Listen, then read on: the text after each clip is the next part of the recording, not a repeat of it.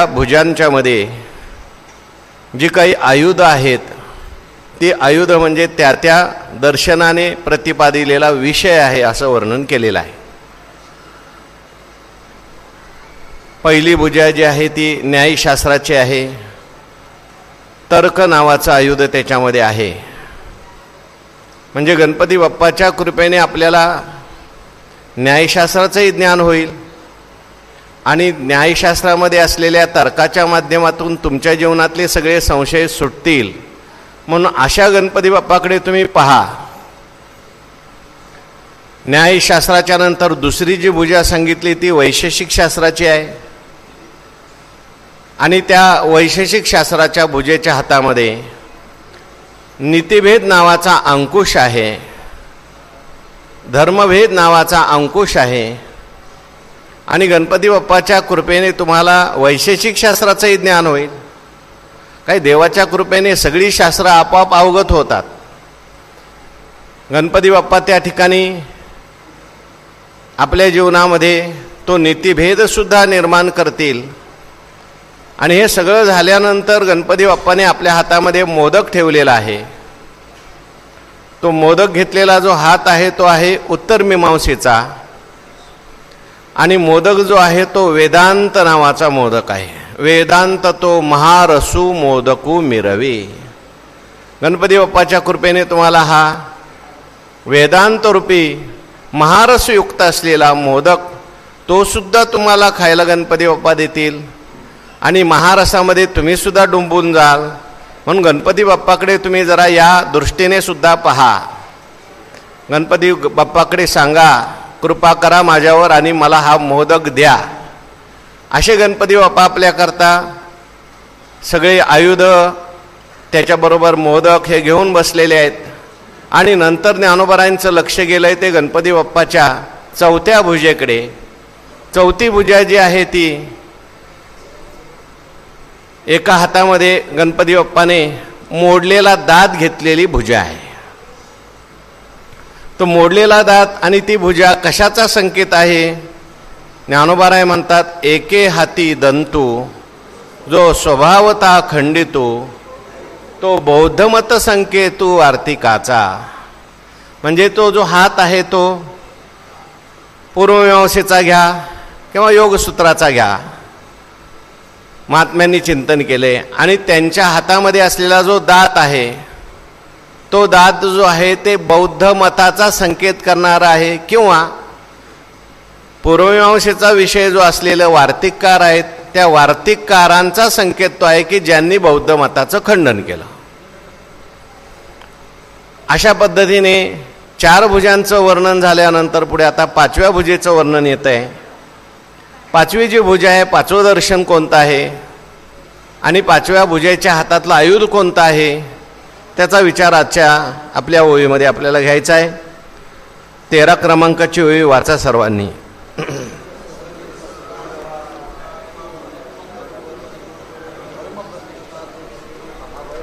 मग सहजे सत्कार वादू तो पद्म करू वरदू धर्म प्रतिष्ठा तो सिद्धूस अभय हस्तू. या एकाच ओळीमध्ये ज्ञानेश्वर महाराजांनी 2 भुजा आणि त्या 2 भुजांच्या हातातलं आयुध म्हणा किंवा हातामध्ये असलेली वस्तू तिचा निर्देश केलेला आहे. याच्यामध्ये पहिली भुजा जी आहे म्हणजे पाचवी भुजा जी आहे ती मग सहजे सत्कार वादू तो पद्म करू वरदू. सहजच मग म्हटलंय आणि नंतर मग सहज म्हटलंय. सत्कारवाद सत्कार्यवाद असणारा ही भुजा कोणाची आहे? ज्यांचा सत्कार्यवाद आहे ती भुजा आहे कोणत्या शास्त्राची? सांख्यशास्त्राची भुजा आहे. सांख्यशास्त्राची भुजा का घ्यायची? कारण त्यांचा सत्कार्यवाद आहे म्हणून सांख्यशास्त्राची ही भुजा आहे. ज्ञानोबारायांनी त्या भुजेला तो पद्म करू वरदू म्हटलंय. तो पद्मकरू वरदू वरदान देणारा आणि पद्मकरू म्हणजे कमळाप्रमाणे असलेला तो हात आहे.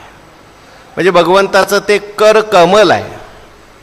देवाच्या अवयवांना अनेक ठिकाणी आपल्याला कमळाची उपमा दिलेली पाहायला मिळते. देवाचे हात कसे आहेत? कमळासारखे आहेत. देवाचे पाय कसे आहेत? कमळासारखे आहेत. देवाचे डोळे कसे आहेत? कमळासारखे आहेत. देवाचं मुख कसं आहे?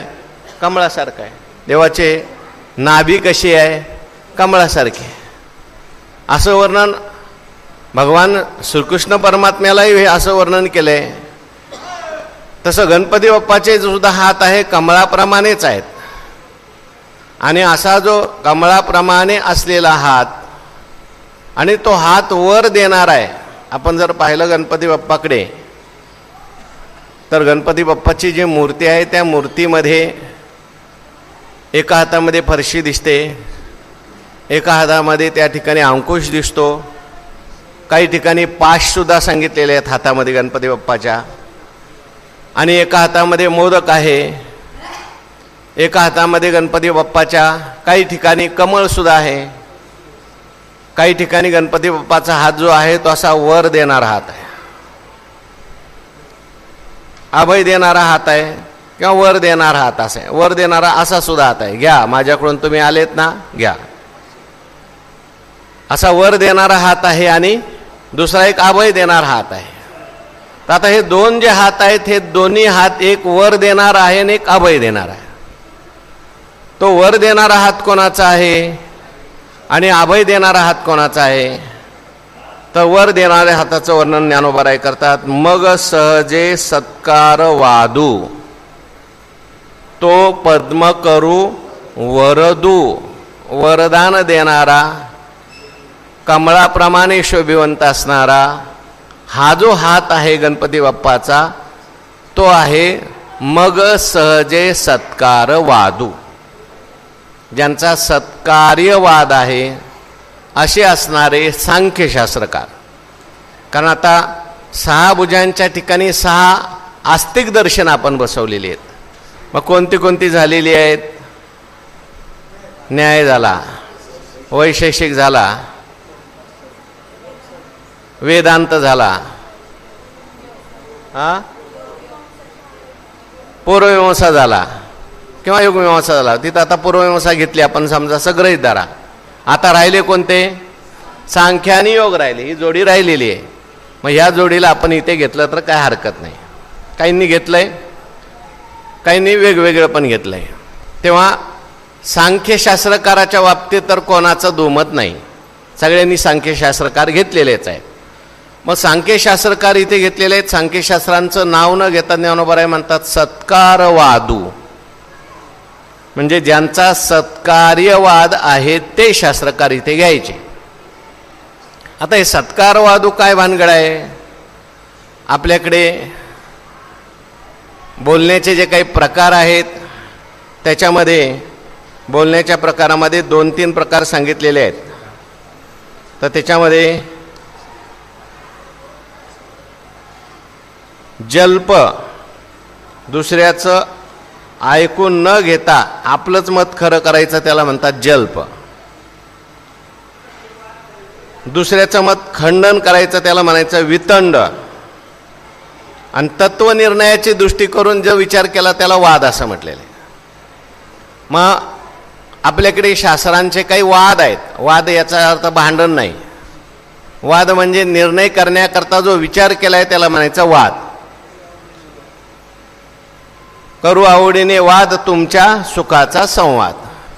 आता हे वाद करत असताना आपल्याकडे अजातवाद आहे. अजातवाद म्हणजे काय? जगत झालंच नाही, फक्त परमात्माच आहे, याला काय म्हटलेलं आहे? अजातवाद. नंतर अजातवाद हा मुख्य वाद आहे किंवा अजातवाद सगळ्यात वरचा वाद आहे. ज्ञानोबारायांनी अमृतानुभवामध्ये सांगितलं आहे. चांगदेव 65 ज्याचा विचार केलेला आहे तो कुठला वाद सांगितला आहे? अजातवाद.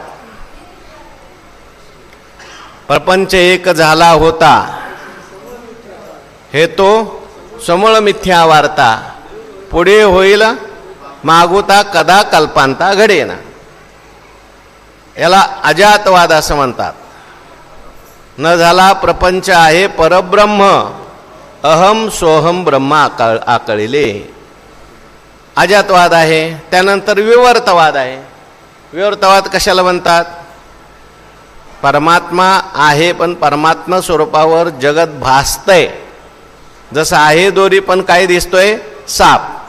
याला काय म्हणतात? विवर्तवाद म्हणतात.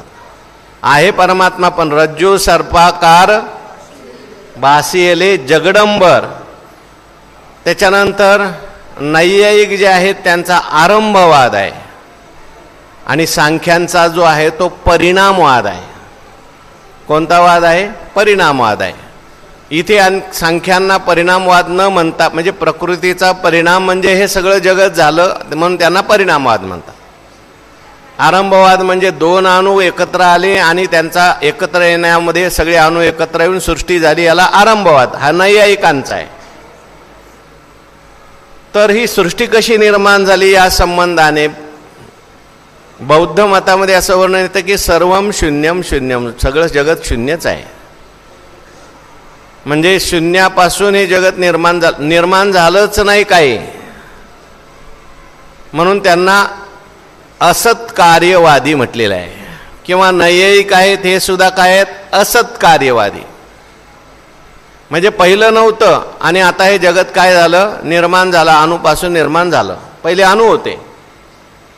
आणि सांख्य मात्र काय मानतात? सांख्याने एक नवीन शोध लावला, त्यांना सत्कार्यवादी म्हणतात. सत्कार्यवादी म्हणजे काय? हे जगत जे आहे पहिल्यापासून आहेच. प्रकृतीमध्ये लीन असतं हे जगत. आणि प्रकृतीमध्ये लीन असलेलं जगत तिन्ही गुणांची त्या ठिकाणी साम्यावस्था बिघडली की काय होतं? प्रगट होतं. त्याच्याकरता त्यांनी उदाहरण दिलं, तिळामध्ये तेल आहेच, फक्त काय करावं लागतं? तिळाचं आपल्याला घाण्यात घालावे लागतात, म्हणजे काय निघतं? तेल नसतं. म्हणजे ज्याच्यात जे असतं ते त्याच्यातून प्रगट होत असतं. आहे म्हणून निघतं. नाही तर मग सगळीकडे जर असतं, वाळूतून निघेल का तेल? वाळूतून निघत नाही. हां, आता सत्कार्यवाद म्हणजे त्यांचं म्हणणं असं आहे की कार्य जे असतं ते कारणामध्ये अगोदरपासूनच असतं. कार्य जे असतं कारणामध्ये अगोदरपासूनच असतं आणि फक्त ते अभिव्यक्त होण्याचं निमित्त प्राप्त झालं की ते कार्य प्रगट होत असतं. याला काय म्हटलेलं आहे? सत्कार्यवाद. सत्कार्यवाद म्हणजे त्यांनी सत मानलं. शून्यन शून्य म्हणत होते, सगळं शून्यच आहे, त्यापेक्षा कमीत कमी सांख्य म्हणायला लागले शून्य नाही हो. दोन तत्व आहेत, एक प्रकृती पण आहे आणि पुरुष सुद्धा आहे. आणि प्रकृतीमध्ये सगळं आहेच अगोदरपासून. प्रकृती सुद्धा अनादी आहे आणि पुरुष सुद्धा अनादी आहे. सांगा श्लोक. प्रकृतीम पुरुषम चैव विद्यनादि उभवापि विकारांश गुणांश्चैव विद्धी प्रकृती संभवान. हे दोघं अनादीच आहेत. अनादी काळापासून प्रकृती सुद्धा आहे आणि पुरुष सुद्धा आहे. प्रकृती सुद्धा सत आहे, पुरुष सुद्धा त्यांच्या दृष्टीने सत आहे. म्हणजे शून्यापासून कमीत कमी त्यांनी सत्वर आणलं ना. बाकीचे म्हणायचे शून्यापासून जगत झालं, काही नव्हतं आणि जगत निर्माण झालं. सांख्य म्हणतात नाही नाही बाबा, हे अगोदरपासूनच आहे, फक्त त्याच्यामध्ये काय झाला? विकास झालेला आहे, विकास. म्हणून सत्कार्यवादी यांना म्हटलेलं आहे, यांनी कार्य जे आहे ते कारणात सद्रूपानेच आहे असं मानलं. म्हणून आपल्याला त्या ठिकाणी काही का होईना हे शून्यातून अभावातून भावरूपामध्ये आले. हो, गीतेमध्ये एक श्लोक आलाय बघा, सत्चा अभाव होत नाही. ना असतो विद्यते भावो ना भावो विद्यते सता उभयोरपि दृष्टवंतस स्तनयोस्तत्वदर्शिभी. असतचा कधी भाव होत नाही आणि सतचा कधी अभाव होत नाही, हे तत्व त्यांनी घेतलेलं आहे. फक्त आता ते प्रकृतीलाही सत्य मानतात, ही गोष्ट सोडून द्या. पण वेदांत शास्त्राला सगळ्यात जवळचं शास्त्र जर कोणतं असेल तर ते सांख्यशास्त्र आहे. म्हणून भगवंतांनी सुद्धा प्रकृती पुरुषाचा विचार घेतला आहे. मग आपण ओवी म्हणून आलो, प्रकृती पुरुष विवंचना गोचर झाली अशी ओवी मी काल का परवा म्हटलं होतं बघा.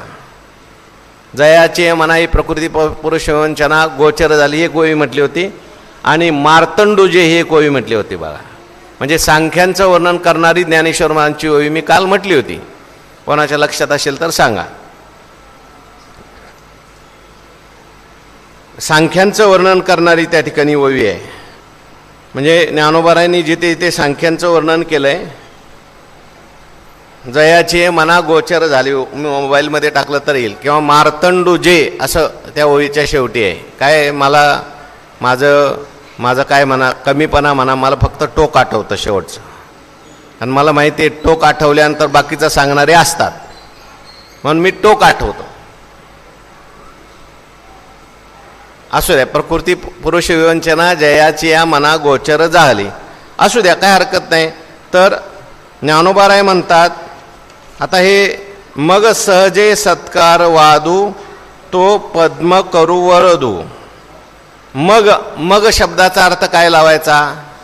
मागच्या ओळीमध्ये बौद्ध मत संकेतू वार्तिकांचा, म्हणजे बौद्धांचं खंडन झाल्यानंतर मग पुढे काय म्हणतात? सहजे, सहज, ते मत खंडन झाल्यानंतर जे मत सहज प्राप्त झालेलं आहे, सहज म्हणजे श्रुतीनुसार जे मत आहे, म्हणून त्याला सहज असं म्हटलंय. सहजच या मताचं वर्णन श्रुतीने केलेलं आहे, किंवा श्रुतीला मानणारं हे मत आहे. कोणतं मत आहे? सत्कारवादू, ज्याच्यामध्ये ही सगळी सृष्टी म्हणजे सत्य आहे असं मानलेलं आहे. कमीत कमी सत्य आहे तरी मानलं ना, सृष्टी म्हणजे परमात्मा रूपाने सत्यच आहे. जरी जगत रूपाने ती मिथ्या मानतो तरी सुद्धा परमात्मा रूपाने काय आहे? ती सत्य आहे. सापडली का नाही? काय? तेने पाडे अर्जुना प्रकृती पुरुष विवंचना जयाची या मना गोचर जाहली. हा हो, काय अगोदरचे? तेने पाडे अर्जुना. म्हणून अशा प्रकारे प्रकृती पुरुष विवेक सांगितलेला आहे, म्हणून सत्कार्यवाद आहे. आणि पुढे ज्ञानोबाराय म्हणतात, जो पद्म करू वरदू. आता या सत्कार्यवादाच्या हाताला ज्ञानोबाराय म्हणतात, हा हात कसा आहे? कमळासारखा आहे आणि वर देणार आहे. हो, वर देण्याकरता हातात कमळ घेतलंय असाही आपल्याला अर्थ करता येईल, पण कमळासारखा आहे. आणि त्या ठिकाणी आता वर देणारे दोन हात आहेत, एक अभय देणारा सुद्धा आहे आणि हा सुद्धा आहे. म्हणून काहींनी या ठिकाणी लिहित असताना या हातात कमळ आहे असाही अर्थ केलेला आहे. मग कमळाची उपमा या हाताला का दिली? तर याच्यामध्ये जो प्रतिपाद्य विषय आहे तो प्रकृती पुरुष विवेकाचा आहे. आणि प्रकृती पुरुष विवेक जर मनुष्याच्या जीवनामध्ये प्राप्त झाला, सांख्याने जो मोक्ष मानलेला आहे, दोन तत्व मानलेले आहेत, दोन तत्व मानली, त्याच्यामध्ये आपण पाहून आलो शास्त्राचं वर्णन करताना. प्रकृती हे सगळं जग निर्माण करते, प्रकृती हे शरीर निर्माण करते, आणि पुरुष काय करतो? प्रकृतीने जे निर्माण केलेलं आहे त्याच्याशी तादात्म्य घेतो. प्रकृते क्रियमानानि गुणैकर्माणि सर्वशा अहंकार विमूढात्मा करता अहम इति मन्यते. तो त्या ठिकाणी तिच्याशी तादात्म्य करतो. वास्तव आहे सगळं प्रकृतीचं, सगळं करते कोण? प्रकृती. पुरुष प्रकृतिस्थोही भुंगते प्रकृतिजान गुणान कारणम गुणसंगोष्य सदसद्योनी जन्मसु. पुरुषाला अनेक योनीमध्ये का भटकावं लागतं? जन्म मरण त्याच्या का मागला? वास्तविक अर्थात त्याला जन्मही नाही, त्याला मरणही नाही. तो असंग, निर्विकार, नित्य, शुद्ध, बुद्ध, मुक्त आहे. ज्ञानोबाराय म्हणतात तुकोबाराय म्हणतात, बहु होता भला, पण तिच्या सहवासात गेला आणि त्याने काय केलं? तेथे एक ढालगज निर्माण झाली. म्हणजे तिच्याशी याने तादात्म्य केलं, आणि तादात्म्य केल्यानंतर मग दुःखी होऊ लागला, सुखी होऊ लागला. वास्तविक पाहता याचा आणि त्याचा काही संबंध नाहीच आहे. याने मानलाय संबंध, मानल्यामुळे सगळं दुःख निर्माण होतं. आणि मग मोक्ष कधी होतो? ज्यावेळेस पुरुष जो आहे, पुरुष म्हणजे जीव, तो संतांच्या सहवासात जातो, नामस्मरण करतो, चिंतन करतो, गुरुकृपा होते आणि गुरु सांगतात, अरे बाबा, न त्वं देहो नेंद्रियानी न मनो न धी विनाशित्वात विकारित्वात दृष्टत्वात च घटो यथा. अरे बाबा, तू देह नाहीस, देह हा विकारी आहे, तू असंग निर्विकार आहेस, तू मन नाहीस, तू बुद्धी नाहीस, तू या सगळ्यांना जाणणारा असंग आहेस. आणि असं जाणल्यानंतर पुरुष काय होतो, प्रकृतीच्या गुणातून मुक्त होतो. याला सांख्याने काय म्हटलेलं आहे, मोक्ष मानलेला आहे. म्हणून असं ज्ञान प्राप्त करून देणारा आणि प्रकृतीच्या दोषातून आपल्याला अलिप्त करणारं हे शास्त्र आहे. म्हणून पद्मकरू वरदू म्हटलं त्याला. हे सर्वात मोठं वरदान आपल्या जीवनात कोणतं आहे? सगळ्यात मोठं वरदान आहे आपण बंधमुक्त होणं, आपल्याला मोक्ष प्राप्त होणं, आपल्याला आपल्या स्वरूपाची प्राप्ती होणं. आणि म्हणून हे प्राप्ती करून देणारा हा सांख्यांचा विषय आहे. प्रकृती पुरुष विवेक आहे. आणि म्हणून त्या ठिकाणी ज्ञानोबराय म्हणतात पद्मकरू वरदू. कमळाची उपमा दिली त्याला.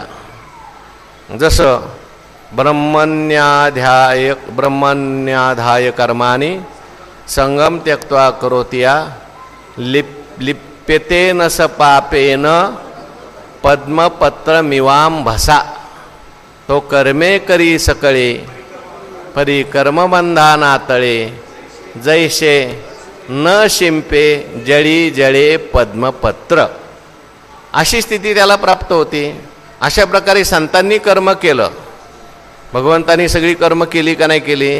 केली. आणि भगवान परमात्मा म्हणतात, बाबा मी जरी करत असलो तरी मी याच्यापासून सगळा वेगळा आहे. नमाम कर्मानी लिंपंते.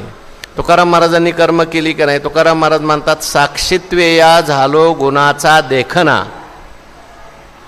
मी त्या ठिकाणी या सगळ्या गुणाकडे पाहतो आणि मी साक्षी होऊन या गुणाकडे पाहतो. काय काय चाललंय बाबा, चालू द्या.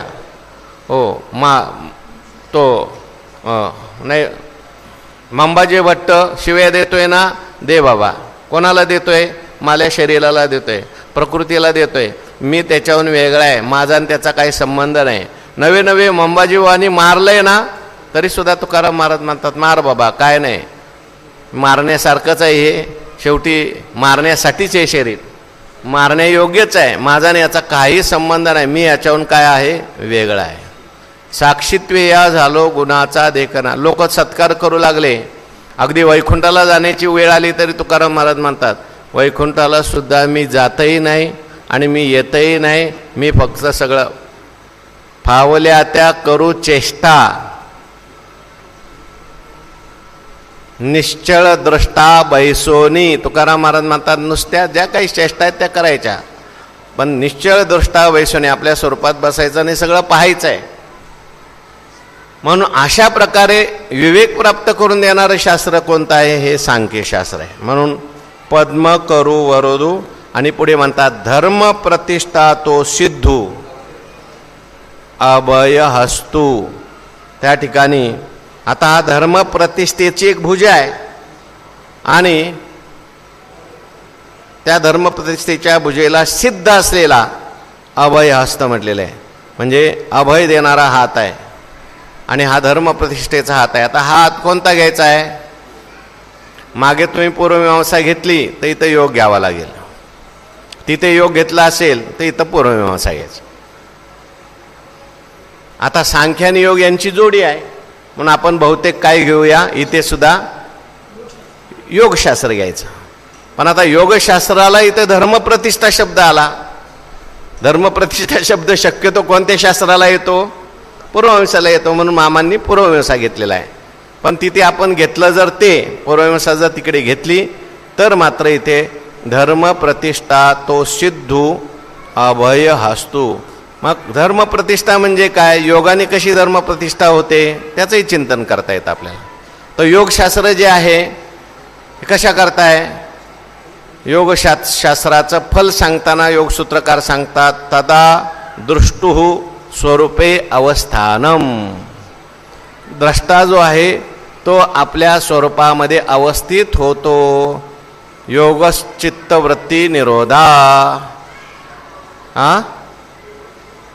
योगश्चित्तवृत्ती निरोधा वृत्तिसारूप्यम इतरत्र तदा द्रष्टू स्वरूपे अवस्थानम. म्हणजे योग केल्यानंतर काय होतं म्हटले, हा जो द्रष्टा झालेला आहे, द्रष्टा आणि दृश्य, मग द्रष्टा काय होतो, आपल्या स्वरूपामध्ये जातो. म्हणजे दृश्याशी एकरूप झालेला तो द्रष्टा होतो आणि दृश्य सापेक्ष द्रष्टेपणाही जातो आणि तो केवळ द्रष्टा राहतो. आणि केवळ स्वरूपामध्ये राहणं हाच खरा धर्म आहे बरं का. बाकीचे हे सगळे धर्म कशाकरता सांगितलेले आहेत, आपल्या स्वरूपाच्या प्राप्तीकरता सांगितलेले आहेत. भगवान म्हणतात सर्व धर्मान परित्यज्य मामेकम शरणं व्रज अहं त्वा सर्व पापेभ्यो मोक्षयिष्यामि मा शुचा. सगळे धर्म सोड, ऐसे धर्माधर्माचे टवाळ, दावी अज्ञान जे का मूळ.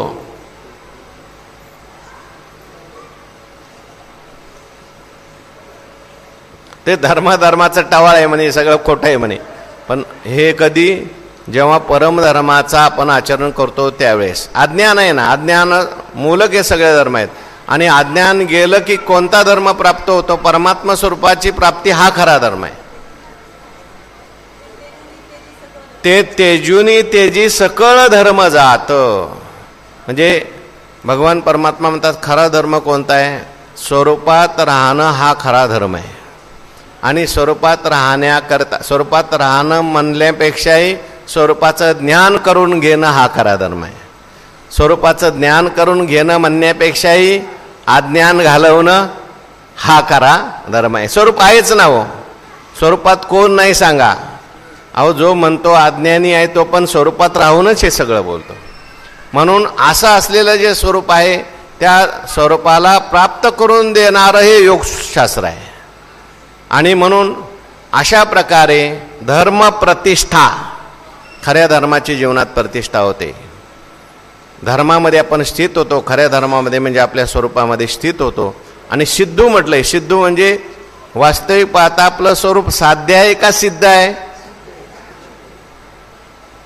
बाबुळीचे सारावी हाते पाणी तव असे आईते अभ्रची जावे गगन ते सिद्धच की. आकाश निर्माण नाही करायचंय, ढग काढायचे. पाणी निर्माण नाही करायचं, शेवाळ काढायचं आहे. त्याप्रमाणे आपल्या जीवनामध्ये अज्ञान जे आहे तो अविद्येचा मळ बाजूला करून देणारं हे शास्त्र आहे आणि आपल्या स्वरूपामध्ये बसवणारं हे शास्त्र आहे. म्हणून धर्म प्रतिष्ठा तो सिद्धू, सिद्ध असलेला हा हात आहे. काय म्हटले पुढं, अभय हस्तू. आणि आपल्या स्वरूपात गेल्यानंतर खरं माणसाला अभय प्राप्त होतं. अभयम वै जनकः प्राप्तोसी. भय कुठं असतं, बोला ज्ञानेश्वरी काय सांगते, भय कुठं येतं. दुजे जव जव घडे तव तव संसार भय जोडे. देव आपलेने तोंडे बोलते. द्वैत आलं की भय आलं. आणि म्हणून अभय शब्दावर बोलताना ज्ञानोबांनी काय व्याख्या केली, उदाहरण दिलं ज्ञानोबाने. पाणी बुडवूये मिठाते तव मिठचे पाणी आते तेवी आपण झाले अद्वैते नाशे भय. पाण्याने विचार केला मिठाला बुडवून टाकायचं, म्हणून मीठ होतं पाण्याच्या काठावर. पाणी जे जोरात गेलं आणि त्याला ओढूनच आणलं. कशा करता, माझ्या काठावर राहतो काय, तुला बुडवूनच टाकतो. पण पाणी एवढं हुशार, मीठ एवढं हुशार आहे, ते मीठ झालं पाणी. आता बुडव कोणाला बुडवतेस. तसं जीवाला भीती होती कुठपर्यंत, वेगळा राहिलाय तोपर्यंत. देवाने सांगितलं मी तुला मारतो, मी तुला मारतो. जीव देवाचाच आत्मा होऊन गेला. कोणाला मारतोस मार. काय ते हिरण्यकश्यपू भगवान परमात्म्याच्या मागे लागला. विष्णू भगवंताने भगवंताचं खूप त्या ठिकाणी भांडण झालं. एके दिवशी त्या ठिकाणी म्हणजे त्याने सगळीकडे विष्णू भगवंताला शोधलं हिरण्यकश्यपूने. विष्णू भगवंताने काय केलं, विष्णू भगवंत त्या हिरण्यकश्यपूच्या हृदयात जाऊन बसले. आता कोणाला मारतो मार, अरे मी तुझ्या हृदयातच बसलेलो आहे. त्याप्रमाणे जो अद्वैत स्वरूप झाला, परमात्मा स्वरूप झाला, त्याला कुठल्याही प्रकारची भीती नाही. आम्हा हरीच्या दासा काही भय नाही, त्रैलोकी देव उभा मागे पुढे उगवी कोडे संगत. आता भय नाही अशा प्रकारचा हा एक वरदहस्त आहे, अभय देणारा हा हात आहे, असंही वर्णन केलं. बाकीचं चिंतन उद्याच्या प्रवचनात